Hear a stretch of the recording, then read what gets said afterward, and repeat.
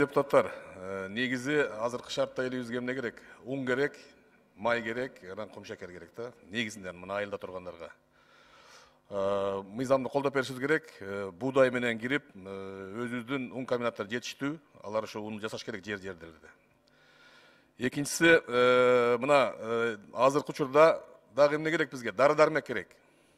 Санжар Турдукожоевич, ушул дарыларды каттоону тез арада жокко чыгарып, сертификаты менен келген дарлардын бардыгын киргизүүгө, эгерде керек болсо өзгөртүп алып келгиле, мыйзамга керектүү болсо, же болбосо токтом менен эң керектүү ушул азыр. Азыр аптекаларда дарылар жок азыр, керектүү дарылар. Мына жөнөкөй грипптен сактанууга барсаң жок. Экинчиси мына маскасы жок жүргөндөргө штраф деп атабыз. Аптекада маска жок. Бул кандай бул чечимдер чыгарып атасыңар силер? Биринчи ошону аптекаларга бергиле, 1,5 миллион масканы кармаганбыз деген жок болуп кетти. Кайга жоготуп жүрдүңөр аны? Аптекага чыккан жок. Ушул иштерди караңыздар.